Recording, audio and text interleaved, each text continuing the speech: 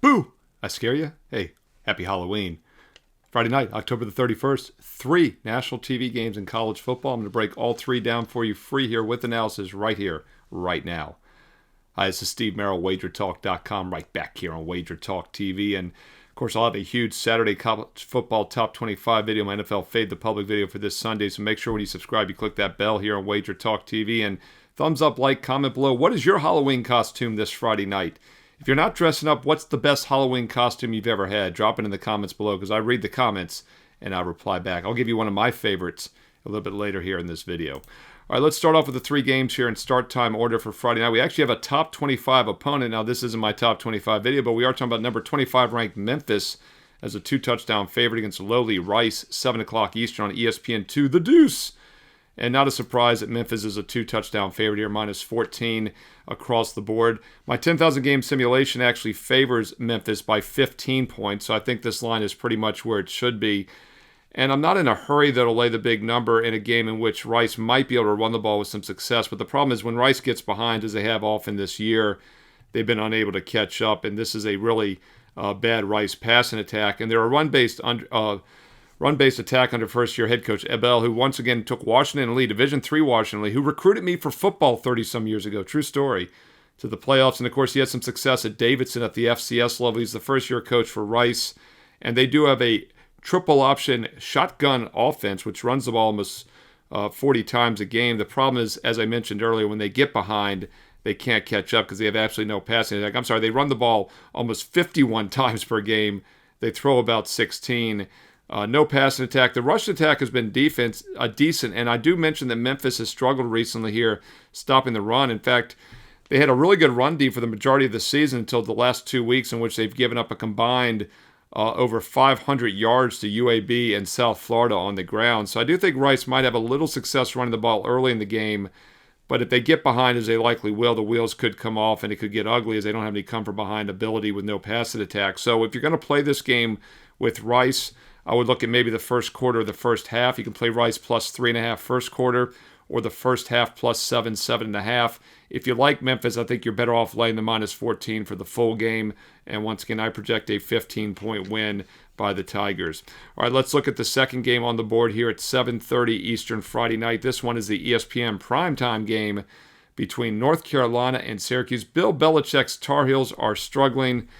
Had a feeling they might this season. They came into the season vastly overrated, and they just don't have any offense. One of the weakest offenses in the country, averaging only 18 points a game, and the reason has been they cannot throw the ball whatsoever. Quarterback play has been terrible, averaging just 5.6 yards per pass this season, and they're taking on a Syracuse defense that has actually been really good against the pass.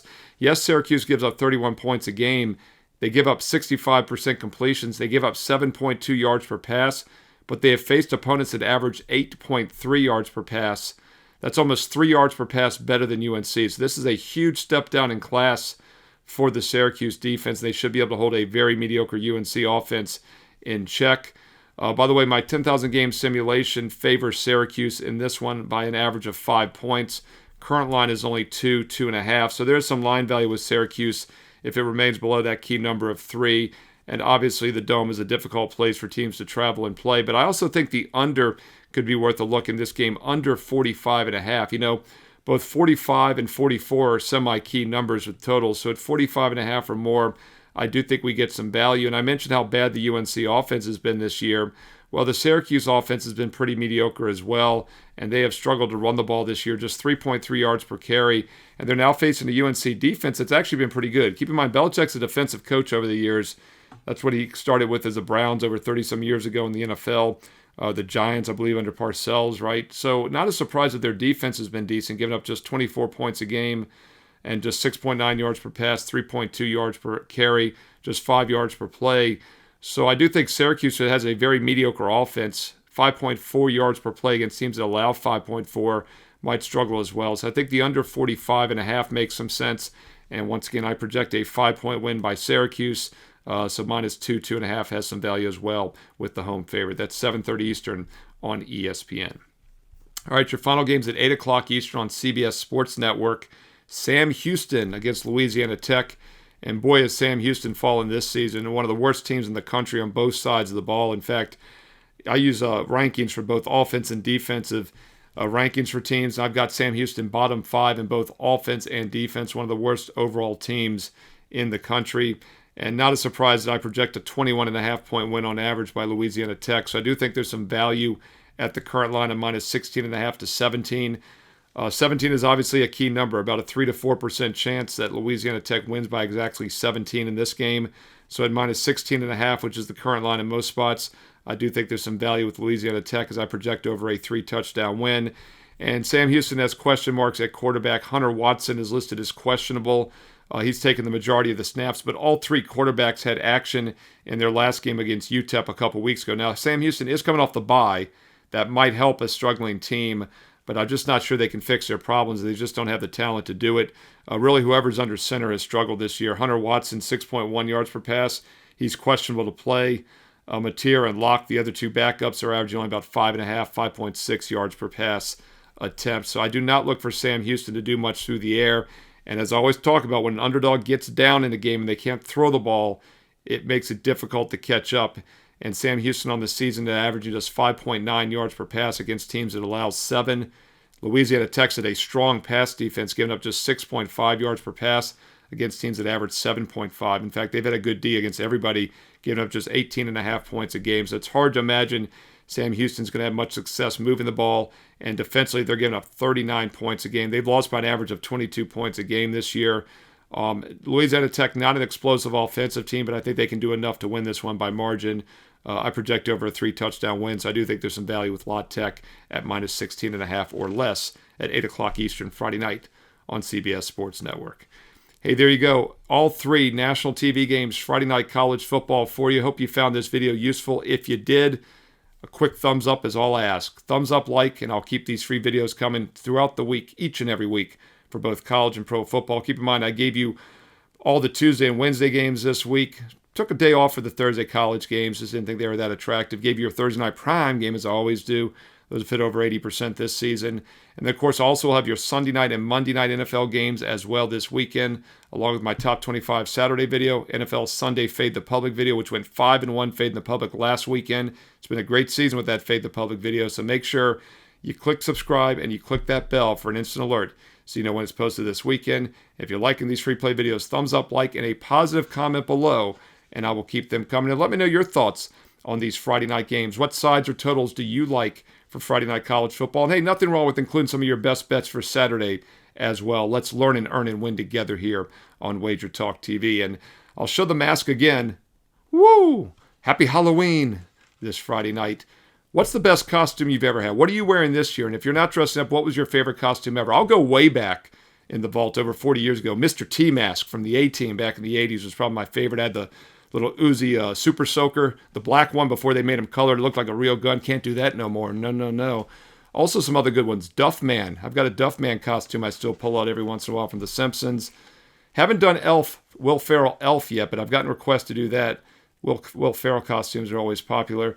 Seriously, though, I love the comments. I read them. Drop your favorite Halloween costumes or what you're doing this Friday night in the comments below. And don't forget, if you want my personal best bets for this weekend, we're on a monster run, over 65% best bets over the past month, all sports, all access. And this is a great time to be an all sports client. Over the next week is the only time of the year in which all 5 major sports that I handicap go at once.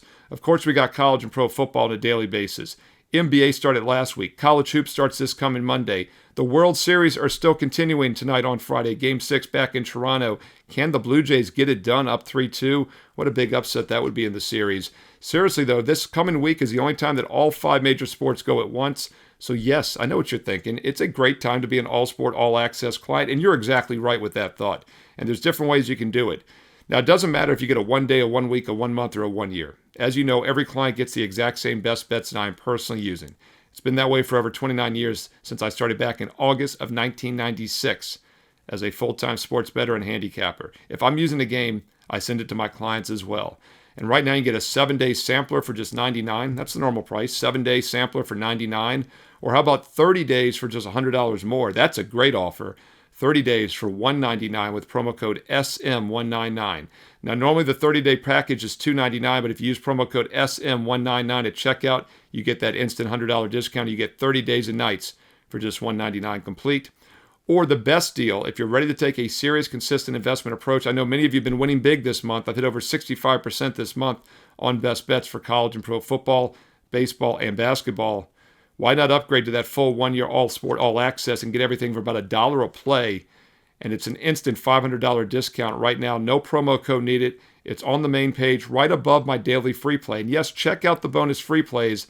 They're hitting over 75% the last 2.5 weeks. And that's the last cut from my best bet card. I've been too selective.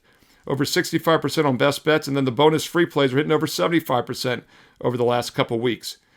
Seriously, though, if you're building your bankroll, if you're new to handicapping, if you're doing your own handicapping, get the free play every day. It's a strong opinion. It's a last cut for my best bet card. They also win. And when you're ready to upgrade, check out one of the special offers. 7 days for $99, 30 days for $199 with promo code SM199. Or the best deal, the instant $500 discount with a bonus 25% coupon on the 1-year all-access. And by the way, that is a true 365-day all-access pass, because if I ever pass, I did so earlier this week when there's only a few games on the board, you get another day added to your service. So you're insured a full 365 days of best bets.